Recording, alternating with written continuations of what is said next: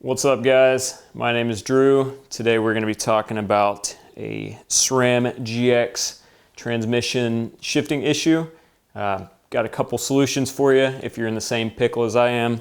We'll call solution one the ghetto temporary solution, and then the second the ghetto long-term solution.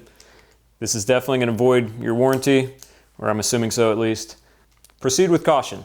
Recently, my GX transmission derailleur stopped getting any power to it.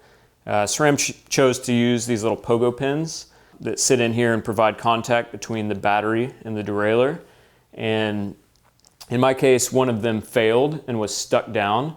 I did a bit of research, and it seems like these failing Pogo pins is a pretty big issue, not only with the transmission, but also the previous generation axis. It seems like it's a bit easier to replace the entire Pogo pin on the previous generation, but on these it's a real booger to tear the whole thing apart. I watched one video of a guy doing it. Like I said, I've got two solutions for you, one temporary and then one more longer term, both ghetto. This might sound silly, but double check that your shifter battery isn't bad. Double check that your derailleur battery isn't bad. Double check that this latch clamping the battery to the derailleur isn't loose or broken. So, Sram has chosen to use Pogo pins to create the electrical connection between the battery and the derailleur. A Pogo pin is a spring-loaded piece of metal, and in their neutral position, they extend up. When the battery sits on top of them, it compresses the spring a little bit, but they continue pushing up and thus touching the two metal pieces together and creating the electrical connection. So when one gets stuck down, you don't get any power. Before you jump into the repair, I would recommend cleaning them, cleaning the Pogo pins. Sometimes dirt and grime will get stuck in there.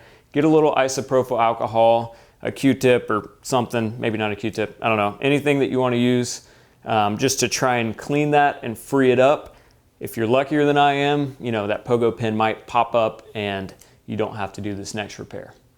Repair one, telling you it's ghetto, it's temporary. If you got a race run in 15 minutes, this could save you. So get a little piece of aluminum foil, you know, tiny piece, crumple it up, put it right on top of the Pogo pin. Carefully put your battery back on, clamp it, see if you get power. Obviously, when you take the battery off, the aluminum foil is probably going to fall out. It's not a long-term solution, but you can test if adding a little bit of metal between the Pogo pin and the battery is going to fix your issue. If you test that and it does work, then you may want to move on to solution two, which is a bit more permanent, but still equally as ghetto repair.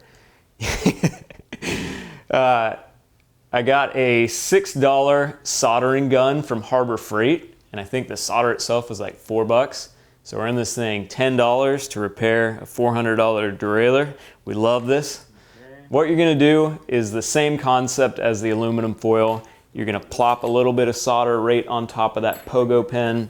I will say, as a recommendation, don't go crazy on the solder. Don't put too much. You really want the solder, you know, the blob of solder I'm talking about, to sit slightly below the top of the Pogo pin, the other one that's working. So don't go crazy on blobbing it too much. You just need a little bit to stick out. If you put too much, you can file it down with a little bit of sandpaper. You know, you can play around with it a little. You want a nice snap when you put that pin back on the battery. I will add that there is a more permanent, better solution. You can dissect this entire motor assembly, pull it out, get to the circuit board, and replace the entire Pogo pin itself. It's pretty time intensive, labor intensive. It's a step above my pay grade, and quite frankly, I just didn't want to do that. So opted for this solution. It's working well so far. Time will tell if it holds up, but I did want to make this video just in case someone else is in the same scenario. You know, these derailleurs are expensive, and yeah, maybe you can fix it for 10 bucks. So just remember, say no to drugs and wireless drivetrains. Catch you on the next one.